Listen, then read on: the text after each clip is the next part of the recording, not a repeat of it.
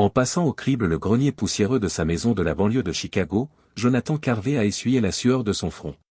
À 38 ans, ce professeur d'histoire au lycée a encore la vitalité nécessaire pour s'atteler aux tâches ménagères du week-end, dans le rangement de cet endroit longtemps négligé. Il marmonne en lui-même, « Qu'est-ce que c'est que ça ?» et sort un album en cuir délavé de sous une pile de vieux magazines. Jonathan s'appuya sur une vieille malle et ouvrit la couverture. Il feuilleta les photos de sa famille irlando-américaine et se sentit envahi par un flot de souvenirs. Ses yeux s'arrêtèrent sur un portrait de famille actuel. Emma a tellement grandi, dit-il en examinant les traits de sa fille de 14 ans. Quelque chose le tracasse à l'arrière de sa conscience. Il se retourna pour se voir à cet âge. En comparant les deux, les variations étaient mineures mais nettes. Le nez d'Emma se courbait un peu différemment du sien, ses yeux, bleus comme les siens, avaient une forme d'amande qu'il ne retrouvait pas sur son arbre généalogique. Jonathan se tourna vers une photo de Liam, âgé de 12 ans. Les cheveux du garçon étaient d'un brun plus foncé que les siens, son teint encore plus foncé. Il se dit, en essayant d'ignorer le malaise qui s'installe, ce n'est sans doute rien. Mais un germe d'incertitude surgit de son étude continue des photos. Une fois les enfants couchés, Jonathan se retrouva penché sur son ordinateur portable. Ses doigts s'attardent sur le clavier dans la faible lumière de son bureau avant de taper enfin, kit de test ADN. Les mots de Christina le choquent. « Qu'est-ce que tu fais, chérie ?» Elle se tenait dans l'embrasure de la porte, l'air curieux sur le visage. Jonathan a fermé l'ordinateur portable très vite. Il a menti en disant « Oh, je cherchais juste des trucs pour le cours », se sentant coupable. Christina acquiesce, apparemment satisfaite, « Tu vas bientôt te coucher. »« Bonne nuit, ma chérie, ne te couche pas trop tard. » Jonathan rouvrit l'ordinateur portable et commanda 3 tests ADN pendant qu'elle s'éloignait. En appuyant sur « Confirmer l'achat », son cœur s'est emballé et il s'est demandé quelle vérité les résultats pourraient révéler. Les semaines s'écoulent, chaque jour est une torture. Jonathan examinait les regards de ses enfants à la table du petit déjeuner, à la recherche d'une quelconque ressemblance avec Christina ou lui-même, en attendant les résultats des tests ADN. Enfin, un courriel est apparu. Jonathan ouvre la pièce jointe, les mains tremblantes. Ses propres résultats révélaient exactement ce à quoi il s'attendait, une combinaison d'origine irlandaise et d'autres origines européennes. Mais les résultats d'Emma et de Liam lui glaçaient le sang, tous deux révélaient une proportion notable d'origine mexicaine. Il s'est dit, en regardant la télévision avec incrédulité, ce n'est pas possible. Cette nuit-là, après avoir passé des heures à se retourner, Jonathan a pris une décision. Pour résoudre cette énigme, il paiera un détective privé. Le lendemain, il rencontre Frank, un détective privé, dans un café discret. Frank lui demanda, le visage passif et usé, « Alors, qu'est-ce qu'on cherche exactement ici ?» Jonathan se penche et parle doucement. « Je dois savoir si ma femme a été déloyale et, si oui, avec qui ?» Frank acquiesce et commence à prendre des notes. « Vous avez des doutes sur l'identité de cette personne ?» Jonathan secoue la tête. « Aucune idée, mais les enfants, ils ne sont peut-être pas les miens. » 2 semaines plus tard, Frank appelle pour donner des nouvelles. « Monsieur Carver, je crois que vous devriez venir dans mon bureau pour voir quelque chose. » En regardant les photos empilées sur le bureau de Frank, Jonathan a eu le cœur brisé. Christina, sa femme depuis 15 ans, était enlacée par un autre homme, un homme dont les traits correspondaient étrangement à ceux d'Emma et de Liam. Il s'appelle Miguel Ramirez, dit Frank. C'est le directeur de Christina à l'entreprise de construction, ils se fréquentent depuis au moins 15 ans, avant votre mariage. La pièce tourne sous les pieds de Jonathan. 15 ans ? Mais nous ne sommes mariés que depuis 14 ans. Frank acquiesce. Je suis désolé, monsieur Carver. Il y a autre chose. Il avance une pile de papiers, lettres d'amour, courriels, reçus d'hôtel. La liaison s'est poursuivie et a été très passionnée. Le monde de Jonathan s'est effondré autour de lui alors qu'il feuilletait l'épreuve. Chaque acte de gentillesse, chaque événement familial, tous ternis par cette énorme fausseté. D'une voix presque chuchotante, Jonathan demande « Qui est-ce » Frank dit « Miguel Ramirez est un acteur bien connu dans le secteur local de la construction. Il est connu pour ses origines mexicaines et ses actions caritatives. » La dernière pièce du puzzle s'emboîte parfaitement. Jonathan fixa son regard sur une photo de Miguel, notant dans son apparence des échos d'Emma et de Liam. Plus à lui-même qu'à Frank, Jonathan dit « Toute ma vie, n'a été qu'un mensonge. » Face à cette révélation, Jonathan se rend compte qu'il a besoin d'aide. Dans l'espoir d'être réconforté et orienté, il a choisi de se confier à sa famille. Il a rejoint ses parents et ses frères et sœurs dans la chaleur connue de la maison de son enfance, un dimanche après-midi. Autrefois réconfortant, le parfum de la tarte aux pommes de sa mère l'a rendu malade. D'une voix tremblante, Jonathan dit, j'ai quelque chose à vous dire à tous. Il raconta la découverte des photos, les tests ADN et, enfin, les terribles conclusions de l'enquête privée. Pendant qu'il parlait, il sentit qu'un silence inhabituel régnait dans la pièce. Sa mère ne le regardait pas. Son père s'enfonça mal à l'aise dans son siège. Sarah, sa sœur, regardait son frère Michael avec insistance. « Qu'est-ce qu'il y a » dit Jonathan, le cœur saisi d'une nouvelle terreur. « Qu'est-ce que vous ne me dites pas » Sarah fut la première à s'effondrer. « Johnny, nous savions. » Les mots le frappent comme un coup physique. « Vous saviez ? Comment ça, vous saviez ?» Son père s'exprime clairement. « Fils, nous avons pensé qu'il valait mieux ne pas te le dire. Nous avons découvert l'indiscrétion de Christina il y a quelques années. Enfin, nous pensions. Mieux vaut ne pas me le dire. » La voix de Jonathan s'élève, l'incrédulité et la colère se disputant le contrôle. « Tu me laisses vivre dans le mensonge ? Tu m'as laissé élever des enfants qui n'étaient pas les miens, en pensant qu'ils l'étaient ? » Sa mère tendit la main. « Nous pensions te protéger, ma chérie. Tu avais l'air si heureux. » Jonathan se dérobe à son contact. « Heureux ? Je vivais dans l'ignorance. Comment avez-vous pu me cacher cela ?» Michael s'est levé, la voix sur la défensive. « Nous avons compris que ce que tu ne savais pas ne te ferait pas de mal, mon frère. Nous ne voulions pas te faire de mal. »« Ne me ferait pas de mal » dit Jonathan en riant d'un air aigre. « Regarde-moi maintenant. Dis-moi que ça ne me fait pas mal. » Il se tenait debout, incapable de voir sa famille, il se tenait debout. Tout aussi profondément que Christina, les personnes en qui il avait le plus confiance au monde l'avaient trahi. Sa mère l'a supplié, « Johnny, s'il te plaît. Nous pouvons en parler, nous pouvons te soutenir. » Jonathan, lui, se dirigeait déjà vers la porte. Il crache, « Je n'ai pas besoin de votre aide. Je n'ai besoin d'aucun d'entre vous. » Jonathan se sentit plus seul qu'il ne l'avait jamais été au cours de sa vie, alors qu'il se hâtait de sortir dans les dernières lueurs de l'après-midi. Tout ce en quoi il croyait, y compris sa femme, ses enfants et même sa propre famille, tout avait été construit sur des mensonges. Une résolution glaciale s'abattit sur lui dans ce terrible isolement. Il ne pouvait pas faire confiance à quelqu'un qu'il avait aimé autrefois. Pour l'instant, il ne pouvait compter que sur lui-même. Conduit à la maison, Jonathan prit une décision alors que sa tête tournait avec l'ampleur des trahisons qu'il avait découvertes. Il allait s'occuper des choses personnellement. Il allait se venger. En même temps que les dernières traces de l'homme confiant et naïf qu'avait été Jonathan Carver, le soleil s'est couché sur son ancienne vie.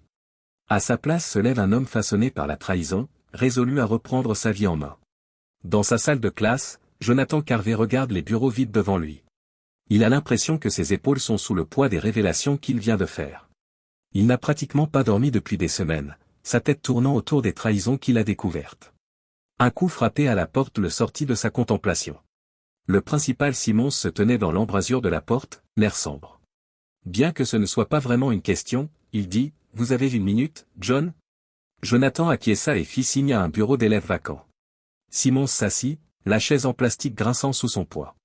Simmons commença par dire, « Ce n'est pas facile à dire », puis, « Mais le conseil d'administration de l'école est en train de faire passer un nouveau programme d'histoire. » Eh bien, ce n'est pas bon.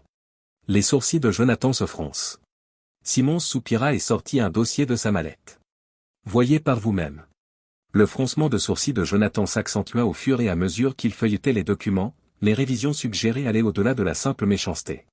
Les révisions proposées allaient plus loin que la simple méchanceté. Il s'agissait d'un véritable blanchiment d'événements historiques. Jonathan marmonna, « C'est de la merde », puis leva les yeux, se rappelant à qui il parlait. « Excusez-moi, je ne voulais pas. » Simmons, lui, acquiesce. « Comme vous le dites. C'est de la merde. » Néanmoins, certains grands contributeurs font pression sur le conseil d'administration dont il est issu. Que cela nous plaise ou non, ce sont eux qui font avancer les choses. Jonathan sentit une rage familière monter dans sa poitrine. C'était le même ressentiment qui couvait depuis qu'il avait appris la vérité sur sa famille. Mais c'était quelque chose qu'il pouvait combattre. D'une voix basse et ferme, il dit, « Nous ne pouvons pas laisser faire ça. » Simmons fronça les sourcils. « Nous, John ? Bien que j'ai les mains liées, je suis empathique. » Au diable le conseil d'administration, le conseil d'administration. Jonathan s'est arrêté. Ses enfants méritent mieux. Ils méritent la vérité. Simmons a semblé vouloir argumenter pendant une fraction de seconde. Ses épaules se voûtèrent. Vous avez raison, mais quelle est alors notre réponse ? Jonathan se tenait devant la pièce, faisant les 100 pas. Sa pensée, si récemment déformée par des conflits personnels, devint soudain très clair. Nous arrangeons les parents, les instructeurs et les enfants. Nous faisons entendre notre point de vue. Une stratégie a commencé à se mettre en place au fur et à mesure qu'il parlait. Il ne s'agissait pas seulement de s'opposer aux révisions des programmes, c'était l'occasion de concentrer toute sa colère et son désespoir refoulés dans quelque chose de significatif. Jonathan s'est totalement lancé dans la bataille au cours des 3 semaines suivantes. Dans toute la communauté scolaire, il a coordonné des réunions, créé des pétitions et recueilli des soutiens. Un soir, Emma passa la tête dans son bureau alors qu'il terminait les détails d'une présentation pour la réunion suivante du conseil d'administration. « Papa, répondit-elle à contre-séhure, je pourrais peut-être te parler. Je pourrais peut-être te parler ?» Jonathan lève la tête, pris de remords. Il avait à peine parlé à ses enfants, tellement il était préoccupé par la lutte pour les programmes scolaires. « Bien sûr, ma chérie. Qu'est-ce qu'il y a de bon ?» Emma s'assit sur le rebord de son bureau, tapant du pied avec agitation. « Tout va bien ? Tu as changé ces derniers temps. » Le cœur de Jonathan se serra. En regardant son visage inquiet, il ne pouvait se résoudre à détruire son monde, même s'il voulait tout lui dire, sur son vrai père, sur les mensonges, sur les blessures. « Je suis désolé, Em, murmura-t-il doucement. Il se passe beaucoup de choses à l'école, mais je te garantis que tout ira bien. Emma acquiesça, sans être tout à fait sûre. C'est pour cette raison que maman pleure tard le soir? Pour Jonathan, cette question est un véritable coup de massue. Il n'avait même pas vu l'angoisse de Christina, tellement il était absorbé par sa propre souffrance et sa campagne à l'université. Je savais qu'elle pleurait, dit-il. Emma s'est rétractée. Elle essaie de ne rien laisser paraître, mais il m'arrive de l'entendre. Jonathan, qui avait la tête qui tournait, serra sa fille dans ses bras. Il s'était perdu dans ce combat extérieur, négligeant sa famille. Mais n'était-ce pas là une autre forme de fuite? Je vais lui parler, assura-t-il à Emma. Et je m'excuse. Je n'ai pas été très concentré. Pourrions-nous organiser une soirée jeu en famille demain? Le visage d'Emma se mit à briller. Vraiment? Devrions-nous jouer au Monopoly? Jonathan rit, le son est étrange à son oreille. Tout à fait, mon enfant. Le Monopoly, c'est ça. Emma quitta la pièce en sautillant, tandis que Jonathan retournait travailler sur son ordinateur. Bien que sa famille soit vitale, la lutte contre le programme d'études l'est tout autant. Cette famille n'était pas ce qu'il avait toujours imaginé, mais il devait trouver un compromis et décider quoi faire avec les faits dont il était maintenant porteur. Quelques semaines plus tard, Jonathan a découvert qu'il vivait deux vies. Le jour, il était l'enseignant enthousiaste qui rassemblait des soutiens contre les changements de programme, la nuit, il était un homme perdu dans ses idées de châtiment. Un soir, après avoir couché les enfants, il s'est assis dans son bureau, entouré de documents juridiques et de données financières. Frank, le détective privé, était arrivé avec bien plus que des preuves de la liaison. Il avait trouvé des anomalies financières dans l'entreprise de construction de Miguel, une possible fraude fiscale capable de faire tomber toute l'entreprise. Les doigts de Jonathan flottaient sur son clavier, en quelques clics, il pouvait prévenir anonymement le fisc. Ce serait le premier domino d'une réaction en chaîne qui pourrait ruiner la vie de Miguel. Mais était-ce là son véritable désir? Sa concentration fut interrompue par un léger coup. Christina se tenait à l'entrée, son visage était un masque d'inquiétude. « John, pourrions-nous discuter ?» Il acquiesça rapidement et réduisit les fenêtres de son écran d'ordinateur. Christina s'assit sur le côté de son bureau, les yeux rougis par les larmes. « Je m'inquiète pour toi, ajoute-t-elle doucement. Tu as été si distante ces derniers temps. C'est à cause de moi? Jonathan sentit un rire acerbe lui monter à la gorge. Tout comme elle le savait. Mentir, dit-il, le mot avait un goût de cendre dans sa bouche. Avec le conseil scolaire, c'est comme ça que ça marche. J'y consacre beaucoup de temps. Christina acquiesça, mais ses yeux lui indiquèrent qu'elle ne le croyait pas vraiment. Elle dit doucement, tu me manques, et lui tend la main. Pendant une minute, Jonathan faillit céder, faillit lui dire tout ce qu'il savait, tout ce qu'il ressentait. Pourtant, il repensa aux photos. Frank lui avait montré les lettres d'amour, 15 ans de tromperie. Il a retiré sa main.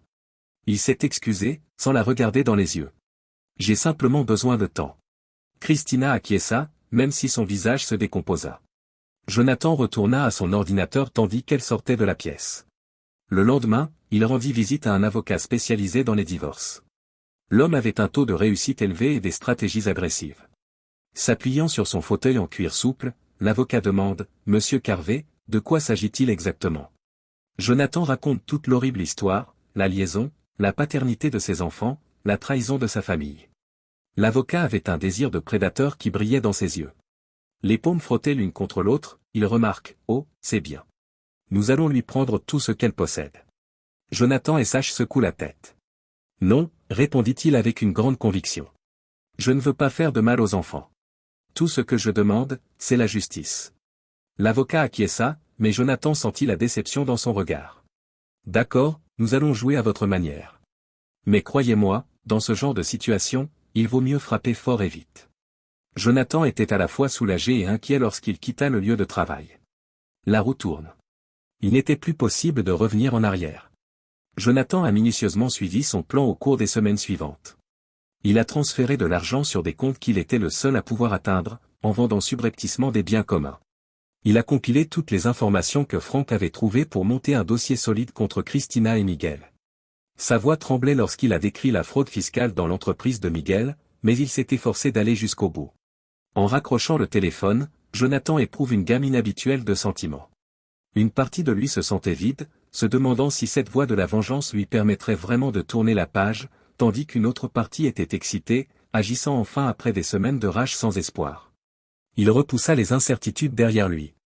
Il était allé trop loin pour faire demi-tour. La soirée de gala de Miguel étant arrivée, Jonathan se tenait devant le miroir de sa chambre, ajustant sa cravate d'une main tremblante. Christina arriva derrière lui, resplendissante dans une robe de soirée étincelante. Ses yeux se sont croisés avec les siens dans le miroir, « Tu es magnifique. » Jonathan esquisse un sourire sous la pression. « Merci. Tu es ravissante. » L'espace d'un instant, il faillit vaciller. La femme qui se reflétait en lui était la même que celle dont il était tombé amoureux toutes ces années auparavant. Puis il pensa au mensonge, à la trahison, et sa volonté se raidit encore plus. Le banquet se déroula dans une somptueuse salle de bal dont les lustres de cristal illuminaient d'une douce lumière l'assemblée de l'élite du bâtiment de Chicago. Jonathan observa Christina qui riait et parlait facilement en se déplaçant dans la salle. Elle était la femme d'affaires idéale, dans son élément. Ensuite, il la remarquait. Miguel Ramirez, brillant dans un smoking sur mesure, est assis près du bar. C'était l'homme qui couchait avec sa femme depuis 15 ans, l'homme qui lui avait donné ses enfants. Jonathan attend au fur et à mesure que la soirée avance. Il attendit sa chance, fit la conversation, but un seul verre de whisky. Enfin, Miguel monta sur l'estrade, sa voix résonnant avec charme et assurance dans la salle. « Mesdames et messieurs, j'ai le plaisir d'annoncer que cette année a été la plus fructueuse de notre histoire, » a-t-il déclaré. Mais l'avenir de Ramirez Construction semble bien plus prometteur. L'auditoire s'est mis à applaudir à tout rompre. Jonathan, quant à lui, a saisi l'occasion qui s'offrait à lui. Il s'est levé et s'est dirigé délibérément vers le podium. Christina le regardait fixement, un air confus et alarmé se lisant sur son visage. Avec sa voix qui perce les acclamations, Jonathan dit « Excusez-moi. J'ai peut-être quelque chose à offrir. » Le sourire de Miguel balbutia un instant avant qu'il ne se redresse. « Naturellement, John. Mesdames et messieurs, Jonathan Carvé, le mari de Christina, notre merveilleux directeur des ressources humaines. » Le cœur battant la chamade, Jonathan s'empare du micro. C'était le moment, le point d'éclair de la vérité. « Merci, Miguel, » murmure-t-il, la voix calme malgré son anxiété. « Je voulais te féliciter pour ton succès. Ce que vous avez créé ici est vraiment incroyable. » Il s'arrêta, regardant fixement l'assemblée. Christina est restée immobile, le visage blanchi. « Mais je pense qu'il est temps que nous soyons tous honnêtes les uns envers les autres, au sujet de la véritable base du succès de cette entreprise, » dit Jonathan. Il sortit un document de sous sa veste. « J'ai ici les résultats des tests ADN qui montrent que Miguel Ramirez est le père biologique de mes enfants. En plus de la preuve d'une liaison de 15 ans entre Monsieur Ramirez et ma femme Christina, elle a également prouvé que Miguel Ramirez était le père biologique de mes enfants. » L'assemblée allait et les murmures fusent. Les jointures blanches de Miguel, qui tenait le podium, étaient devenues cendrées. « Mais ce n'est pas tout, » dit Jonathan, sa voix s'élevant au-dessus du bruit. Des documents actuellement entre les mains de l'IRS et du FBI montrent des années de fraude fiscale et de détournement de fonds chez Ramirez Construction. La salle sombre dans l'anarchie. Les membres du conseil d'administration se sont levés et ont crié des demandes de renseignements. Les investisseurs se poussent vers la sortie, tandis que Miguel et Christina se tiennent au milieu de tout cela, leur monde bien créé s'effondrant autour d'eux. Jonathan regarda le propriétaire de l'entreprise, le visage rouge de colère, se précipiter sur Miguel. « Vous êtes viré. » siffla-t-il. « Et vous pouvez être sûr que nous coopérerons pleinement à toute enquête. » Les larmes coulant sur le visage de Christina, elle se dirige en titubant vers Jonathan. Elle demande « John, comment as-tu pu faire ça ?» Jonathan la regarde fixement, éprouvant un étrange mélange de plaisir et de chagrin. Comment pourrais-je, répondit-il doucement. 15 ans de mensonges, notre mariage n'était rien du tout. Jonathan se retourna et quitta les lieux alors que la sécurité commençait à vider le hall. Il entendait Miguel tenter d'apaiser les membres du conseil d'administration en colère et les cris de Christina derrière lui, mais il ne se retourna pas dehors, l'air frais de la nuit lui fit l'effet d'une gifle sur le visage. Il relâcha sa cravate et inspira profondément. C'était fini. Sa riposte était entière. Mais Jonathan ne ressentait qu'un vide creux là où sa rage avait jadis brûlé, alors qu'il se tenait là, à regarder l'agitation se dérouler à travers les fenêtres de la salle de bal. En hélant un taxi, il donna au chauffeur l'adresse de son domicile. Jonathan réfléchit à la suite des événements tandis que les lumières de la ville défilent. Il avait détruit la fiction qui définissait sa vie, il devait maintenant apprendre à créer quelque chose de réel à partir des débris. Jonathan Carver se réveilla le matin suivant le gala et découvrit un monde définitivement altéré. Sa bouche avait un goût amer de réussite combiné au goût caustique d'une rage épuisée et d'une trahison résiduelle. Fixant le plafond, il s'allongea dans son lit en se demandant si le vide dans sa poitrine serait un jour remplacé. Son téléphone n'arrête pas de sonner. La nouvelle de la confrontation de la nuit dernière s'était répandue comme une traînée de poudre dans les cercles sociaux et commerciaux de Chicago. Ignorant les appels et les messages, il se concentra sur la prochaine action de sa riposte minutieusement élaborée. Jonathan entra à 9 heures précises dans Hartley & Associates, le cabinet d'avocats qui hébergeait l'avocat le plus brutal de Chicago spécialisé dans les divorces. La réputation de Bernard Hartley l'a précédé, un requin dans une mer de Véron, tristement célèbre pour laisser les parties adverses avec à peine plus que les vêtements qu'elles portent sur le dos. Le bureau de Hartley, tout d'acajou et de cuir, avec vue sur le lac Michigan, coûtant vraisemblablement plus cher au mètre carré que la maison entière de la plupart des gens, était la preuve de son succès. L'avocat lui-même était une étude de contraste, costume coûteux, coupe de cheveux médiocre et regard vorace de prédateur. Monsieur. Se levant pour serrer la main de Jonathan, Carver, Hartley dit, j'ai appris la représentation d'hier soir. Je dois dire que c'est une sacrée production. Jonathan acquiesce et s'assoit. Monsieur Hartley, je veux en finir rapidement et proprement. J'ai ici toutes les preuves dont vous aurez besoin. Il pose un lourd dossier sur le bureau. Hartley tourna les papiers, les yeux brillants. Oh, c'est merveilleux. Vraiment excellent. Cela nous permet de... Jonathan s'est interposé en disant, non. Je ne veux pas la détruire totalement. Je veux les enfants et ce qui est juste. Hartley acquiesça, son enthousiasme n'étant que légèrement tempéré. C'est clair, monsieur Carver. Nous suivrons la direction que vous avez choisie. La vie de Jonathan a commencé à tourner autour des visites au tribunal et des séances juridiques au cours des 3 semaines suivantes. Christina s'est à peine battue, poussée dans ses retranchements par une montagne de preuves. Son visage autrefois parfait a cédé la place à de lourdes poches sous les yeux et à une attitude perpétuellement défaitiste. La décision du tribunal a finalement été rapide et claire. Jonathan obtient la garde complète d'Emma et de Liam, ainsi que de l'essentiel de leurs biens. Christina n'avait plus qu'un droit de visite et une petite pension alimentaire qui ressemblait plus à un lot de consolation qu'à un triomphe. Jonathan aperçoit Christina affalée sur un banc, la tête dans les mains, alors qu'il quitte le tribunal. Il ressentit un pincement au cœur, de la pitié, du regret, mais il se souvint des années de mensonges, de la trahison qui avait vidé sa vie, et il poursuivit son chemin sans un regard en arrière. Miguel Ramirez était lui aussi en difficulté personnelle à l'autre bout de la ville.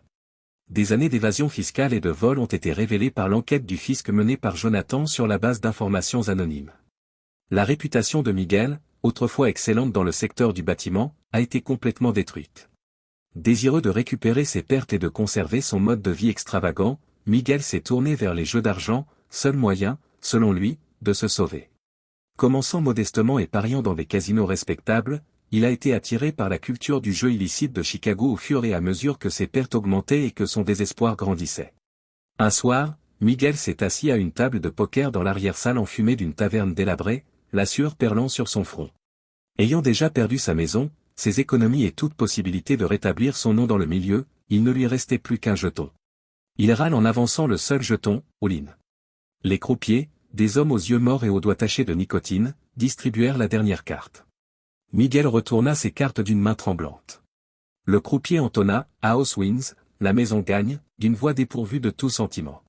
Miguel quitta la table en titubant, son monde se mit à tourbillonner. Il laisse tout tomber. En quelques mois, il était passé de l'un des hommes d'affaires les plus estimés de Chicago à un joueur sans le sou, criblé de dettes. Miguel Ramirez savait que sa vie soigneusement construite, basé sur le mensonge et la malhonnêteté, s'était effondré en poussière alors qu'il titubait dans la soirée glaciale de Chicago. Quant à Jonathan Carver, il dormait paisiblement à l'autre bout de la ville. Sa vengeance achevée, le panneau « À vendre » se dressait, pour la première fois depuis des mois, sur la pelouse bien entretenue de la maison de la famille Carver. Depuis l'allée, Jonathan regardait l'agent immobilier le mettre en place, chaque coup de maillet enfonçant un nouveau clou dans la tombe de son ancienne vie. La voix d'Emma tira papa de son rêve. « Est-ce qu'on part vraiment ?» Se tournant vers sa fille, Jonathan vit dans ses yeux un mélange de doute et d'espoir.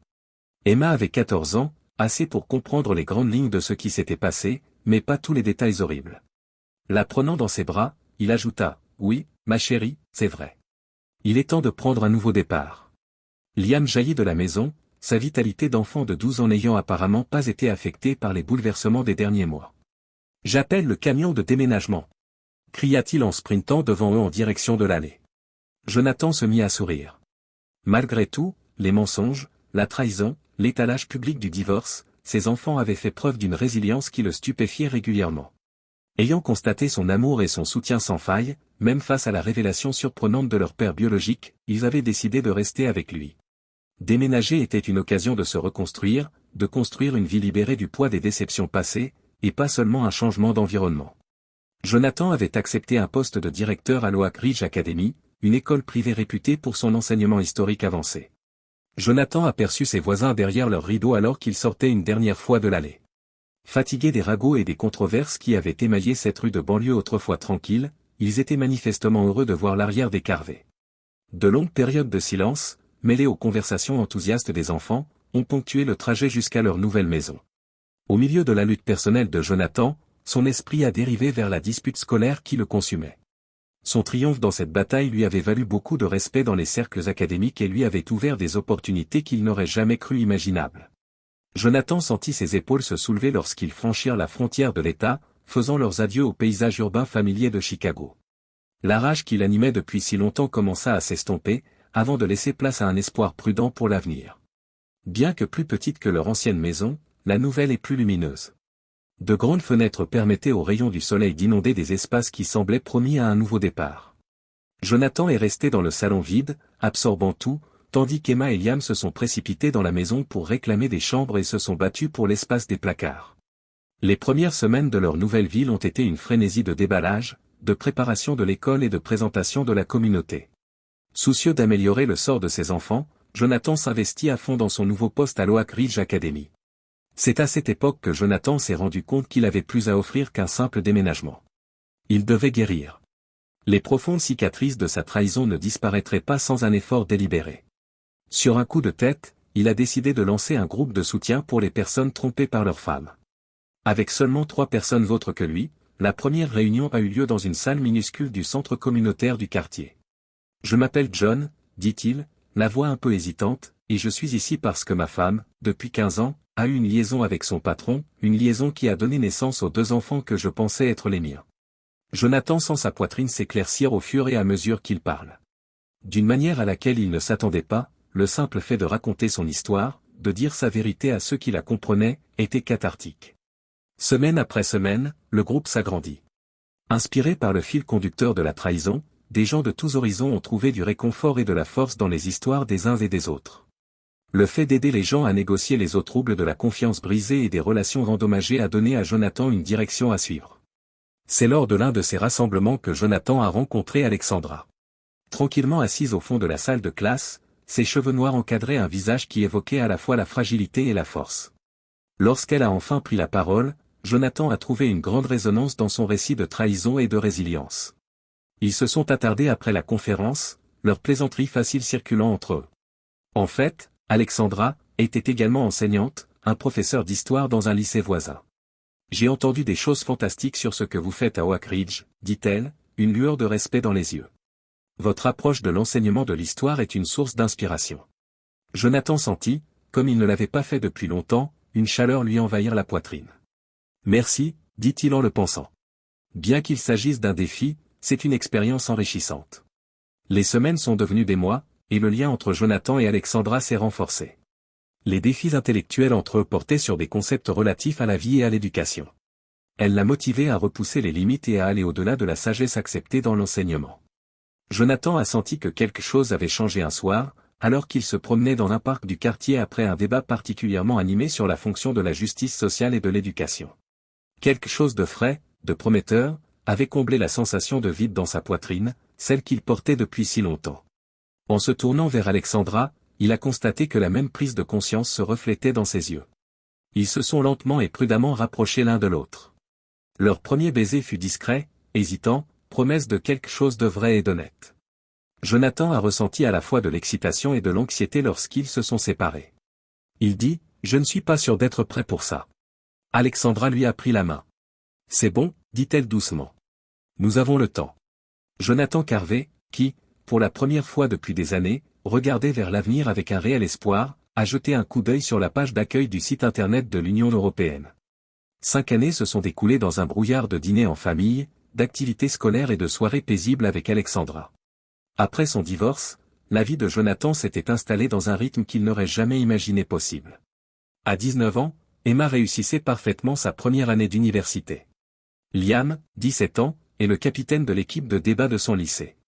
Pour Jonathan, sa vivacité d'esprit et son amour de la justice étaient toujours des sources de plaisir. L'appel est arrivé par une belle matinée d'automne. Le téléphone de Jonathan a sonné alors qu'il se trouvait dans le bureau de l'Oak Ridge Academy et qu'il examinait les candidatures pour un nouveau poste de professeur d'histoire. Bien qu'il ne sache rien du numéro, quelque chose le pousse à répondre. « Bonjour, John. C'est la sœur de Rebecca Christina. » Jonathan sentit ses tripes se retourner. Depuis le divorce, il n'avait eu aucune nouvelle de la famille de Christina. Rebecca, qu'est-ce qui ne va pas, s'arrêta avec l'immobilité des mots non dits. La terre a semblé basculer sur son axe lorsque Christina a disparu la nuit dernière, dit John. Jonathan tient le bord de son bureau, les jointures blanches. Que s'est-il passé? Sa voix tremblait, c'était son cœur. Une maladie non diagnostiquée. Elle s'est éteinte dans son sommeil. Tandis que Rebecca continuait à parler, à donner des détails sur l'organisation des funérailles et les questions juridiques, Jonathan se sentait étrangement déconnecté. La mort de Christina ne lui a pas apporté de bonheur, mais pas non plus le terrible chagrin qu'il aurait pu anticiper. Il avait l'impression d'apprendre la mort d'une amie lointaine, et non celle de la femme qu'il s'était promis d'aimer toute sa vie. Pourtant, les remarques suivantes de Rebecca l'ont vraiment surpris. « John, il y a autre chose que tu dois savoir, » poursuit-elle, la voix alourdie par un mélange de honte et de chagrin.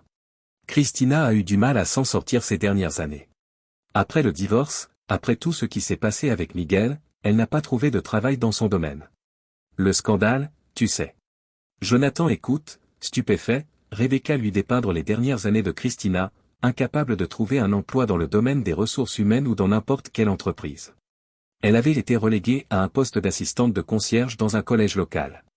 Elle avait à peine réussi à joindre les deux bouts dans son petit appartement délabré. Bien qu'il ne sache pas trop pourquoi il s'en préoccupe, Jonathan se surprend à demander « Et Miguel ?» Rebecca rit amèrement au téléphone. Ce salaud s'est enfui au Mexique il y a environ 1 an, pour des dettes de jeu, d'après ce que j'ai entendu dire, laissant Christina se débrouiller toute seule, dit Jonathan lorsque la connexion se termine, le silence se refermant autour de lui. La vie qu'il avait créée au cours des 5 dernières années lui semblait fragile, comme si les fantômes de son passé pouvaient l'atteindre et la briser à l'instant même. Ce soir-là, il réunit Emma et Liam dans le salon. Alexandra était assise près d'eux, un phare muet d'encouragement. « Les enfants, dit Jonathan, la voix calme malgré le conflit intérieur. J'ai des nouvelles de votre mère. » Il examina attentivement leurs expressions, prêt à les réconforter ou à les justifier si nécessaire. Devenus de jeunes adultes, ses enfants accueillirent la nouvelle avec une maturité qui le surprenait et le déprimait. Emma demanda d'une petite voix, « Tu crois qu'on devrait aller à l'enterrement ?» En regardant sa fille, Jonathan sentit Christina se refléter sur son visage. « Je pense que c'est quelque chose que nous devrions décider ensemble, » ajouta-t-il doucement. Après une longue conversation émaillée de larmes et de moments d'introspection, ils décidèrent en famille d'assister à l'enterrement, non par obligation, mais plutôt parce qu'ils étaient conscients de la complexité de leurs sentiments. Jonathan a compris qu'il s'agissait du dernier chapitre d'un récit qui avait façonné toute leur vie, et pas seulement d'un rituel de clôture. Gris et frileux, Jonathan se tenait entre Emma et Liam le jour de l'enterrement, à l'emplacement de la tombe. Leurs mains se serrèrent fermement dans les siennes tandis que le prêtre prononçait les dernières prières. Jonathan découvrit que son esprit s'égarait, considérant le chemin alambiqué qu'il avait suivi pour en arriver là. Certes, son châtiment avait apporté une sorte de justice, mais en voyant ses enfants faire leurs adieux à une mère qu'il connaissait à peine, il comprit que cela ne lui avait pas apporté le bonheur. Il l'obtiendra plus tard, grâce à sa ténacité, à l'attention qu'il porte à ses enfants et à son attachement aux valeurs. Jonathan a serré la main de ses enfants lorsqu'ils se sont retournés pour quitter le cimetière. En les regardant vraiment, il ressentit une vague de gratitude pour la vraie vie qu'il vivait maintenant, une vie sans mensonge ni trahison, fondée sur l'honnêteté et l'amour inconditionnel. Ils s'approchèrent du parking où Alexandra attendait près de la voiture. Sa présence leur rappelait le nouveau chapitre de leur vie, un chapitre ancré dans la confiance, la moralité et les liens solides d'une famille choisie. Jonathan sentit le calme l'envahir alors qu'ils laissaient derrière eux le cimetière, dernier lien physique avec leur ancienne vie. Même si la route à suivre était inconnue, il n'était pas terrifié par le voyage. Il avait Alexandra, ses enfants et une vie basée sur la vérité. Même s'il serait toujours là, hantant les ombres du souvenir, les fantômes du passé n'avaient plus d'influence sur lui. Jonathan Carvé avait affronté ses démons, survécu à la tempête de la trahison et était sorti plus fort de l'autre côté. Jonathan jeta un coup d'œil dans le rétroviseur à Emma et Liam alors que la voiture tournait sur la route menant à la maison. La tête penchée l'une vers l'autre, ils étaient plongés dans une conversation paisible. Il comprit, à cet instant, qu'il ne changerait rien malgré toutes les souffrances et les angoisses. C'est grâce à ces défis qu'ils avaient créé cette nouvelle famille, unie non pas par le sang ou de fausses promesses, mais par choix, par amour et par un dévouement sans faille à l'honnêteté. Devant eux se trouvait une toile vierge prête à être remplie de nouveaux souvenirs, de nouvelles victoires et d'un nouvel amour.